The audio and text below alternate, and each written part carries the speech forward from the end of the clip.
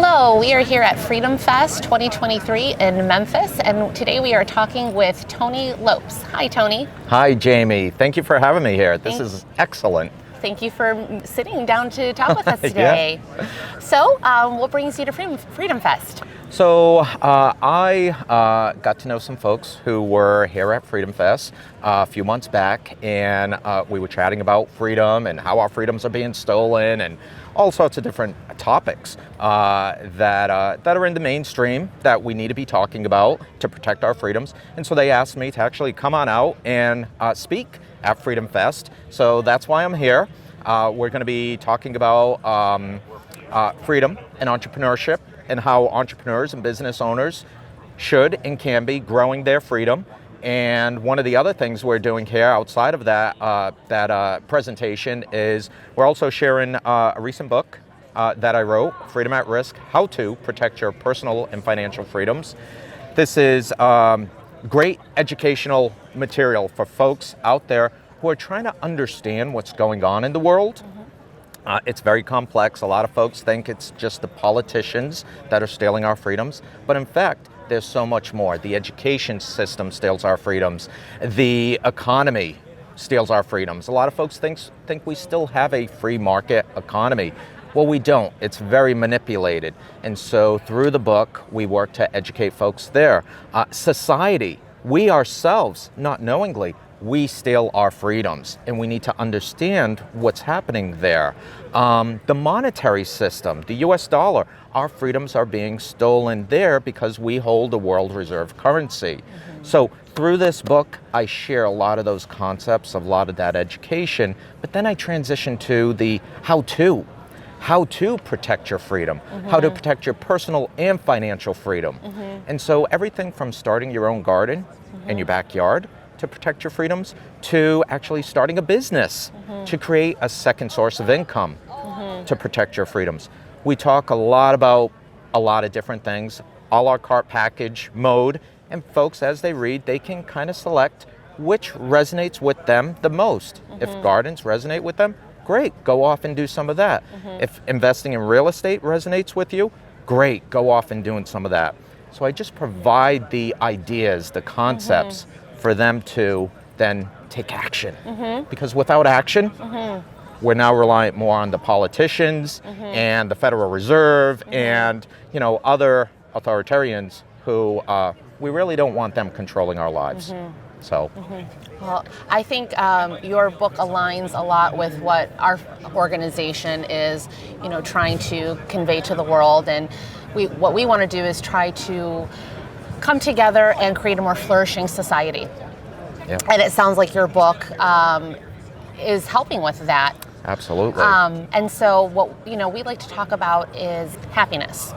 And what does that mean to you? What does happiness mean to you? Oh, happiness to me is being able to do what I want, when I want, because I want. Happiness is if I want to go ride my mountain bike today and that's going to make me happy, I have the ability to go and do that.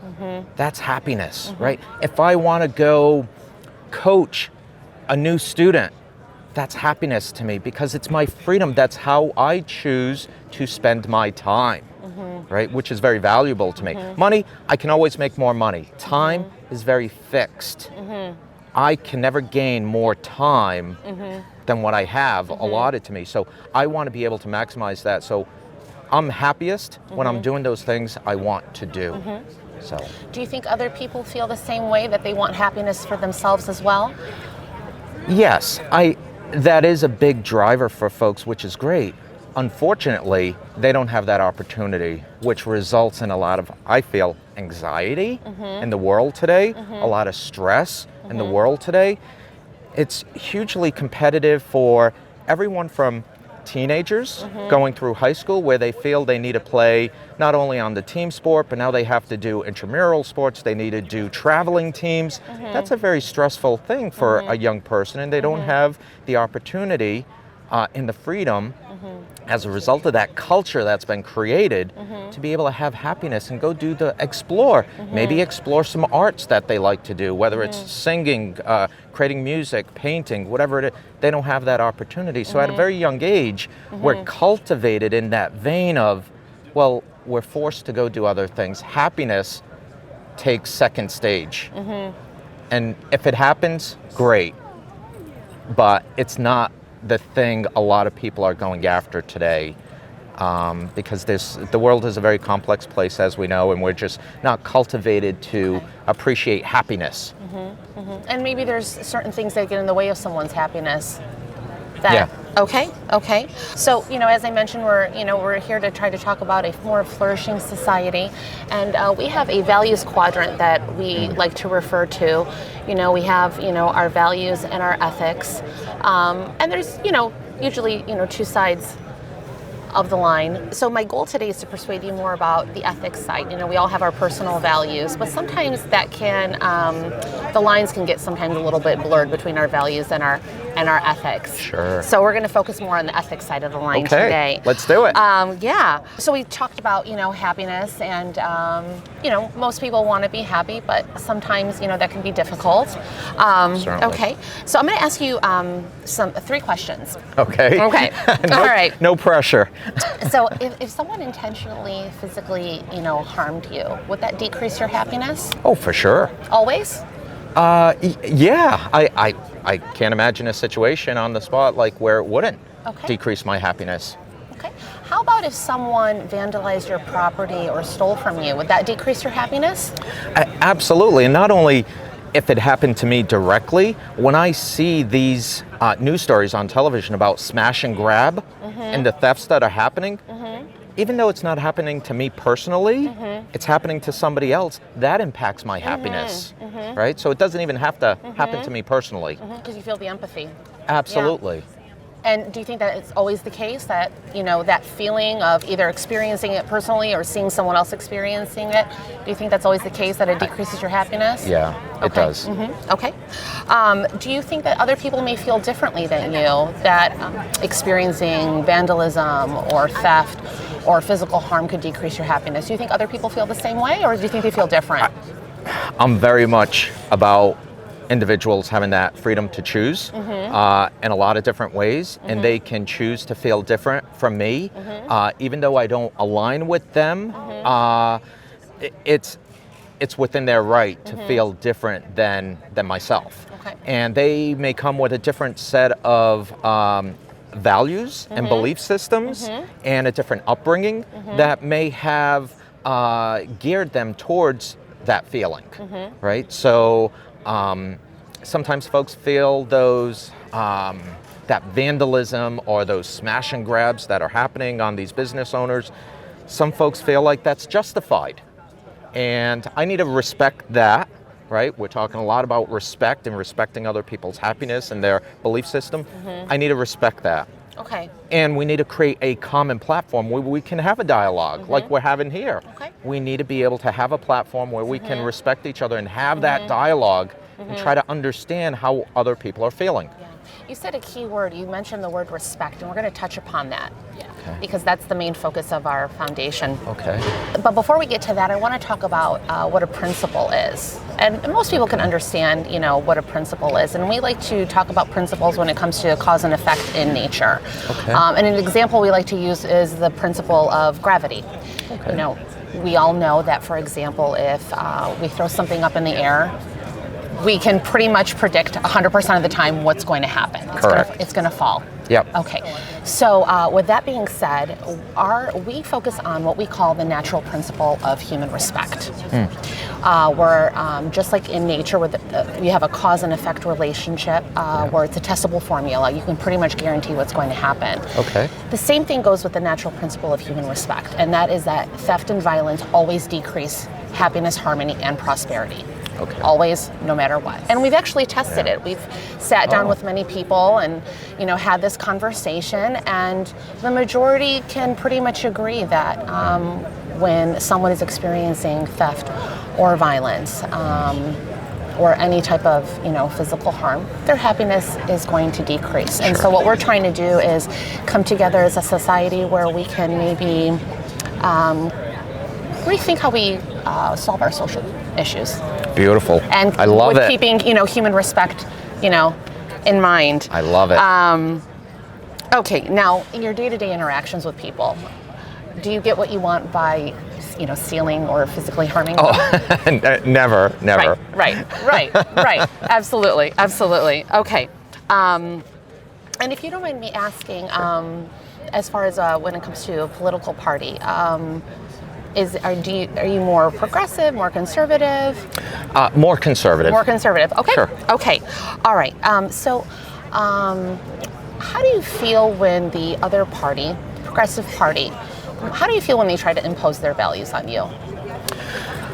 So for me personally, I feel like some of my freedoms are being stolen. Okay. And me, I realized very early on in life, freedom was a big belief system and value for me. It was a big principle, let's call it, for me, is freedom. And so when I feel it, and I should say, and it's not just with the Progressive Party, it's also with, when I feel it, sometimes with the Conservative Party, right? It happens on both sides. So whichever side it happens, I feel like my freedoms sometimes are being impacted. So. Okay. Let's try to put yourself in the other person's shoes. How do you think the opposing party feels when someone who's conservative like yourself is trying to impose, your values onto them? How do you think that they may feel? Yeah, so I have I guess I'll call it the luxury of I have a family. My sisters don't always subscribe to my conservative beliefs, and I don't always subscribe to their progressive beliefs. Okay. And that's okay. We work to understand each other's perspective, and I learn a lot through those conversations. Now, that's happening through, and I'm sure they're learning a lot from me through this dialogue that we're having, but it starts with that base, that foundation of respect. I have a respect for them. I'm trying to understand from their perspective. Help me understand more. Help me understand, why do you feel that way, right? Take me by the hand and carry me over the bridge, lead me over that bridge to the other side to where you are, so I can understand that. This is where, during the conversation, I keep my mouth shut and I open my ears and I work to learn as much as I can about why they believe and feel a certain way. And sometimes that may change my opinion, other times it may not. But it all starts with that foundation of respect and working to, just listen and hear out the other side. So create more of a voluntary conversation versus a coercive conversation. Exactly. Wanting versus trying to force someone into believing what you believe. I don't ever want to have these abrasive conversations, and I see it happening too often. And it's unfortunate that our so-called leaders, I'll call them, however, I don't perceive them as leaders when they act this way. They stimulate this very aggressive behavior, this name calling of each other, and it happens on both sides of the political party. And I don't resonate with that. We are Americans. First and foremost, my immigrant parents came to this country with hope and opportunity in their heart and in their mind. They went through the process of immigration and citizenship, and they wanted to become Americans. That was fundamental. Americans first. And we need to go back to that and understand, okay, we have a two-party system or a three-party system. That's okay. But we can't be abrasive, right? We can't be corrosive. I'll even use that word, corrosive in our conversations, our dialogues with folks. We need to be able to, as I say, extend your hand, close your mouth, open your ears, listen to the other side. We don't all come with those same belief systems and value systems. We have to understand what makes somebody else tick and why they feel that way. And maybe somewhere in there, maybe, just maybe, there's some common ground that we can rally around. And freedom, I think freedom is a big thing we can all rally around. I don't think if you went to somebody and you said, hey, geez, I want to keep you in shackles and chains for the rest of your life. Are you okay with that? Whether they're Democrat, Republican, Libertarian, I don't care. They're going to say, no, I don't want that. They want freedom. Let's rally around that. Let's rally around respecting that of each other. And, you mentioning respect again, and also common ground, and going back to the human principle of respect, the principle of human respect, that theft and violence always reduce happiness, harmony, and prosperity. In order to achieve a more harmonious and prosperous society, I think it's what you mentioned is finding that common ground. Are there any examples that you can share from your point of view on how we can maybe start to approach social issues in a way where we find that common ground and keep human respect in mind? I think social media is a great outlet, right? I think, unfortunately, albeit a great tool, a great technology that we've been gifted in many different ways, unfortunately, this is where society steals our freedoms. We, ourselves, sometimes use social media in a corrosive way. Instead, let's put ourselves out there in a positive way. Let's use social media to create the conversation, create the openness. When you send out that message on social media, take a moment, take a pause. Am I coming across in a respectful way, or am I coming across in a very attacking way? How is the other side going to perceive this message that I'm putting out there on social media? So I think social media is a great tool to create this environment of learning and of respect, but it's a participation sport. You can't just throw yourself out there in a corrosive way. You need to be mindful of yourself and what you're putting out there. So. Okay. Is there anything that you might personally do to share the principle of human respect? I mean, your book is definitely a good start. So, I mean, I walk the walk, I talk the talk. And all I can do is work with others to be the example.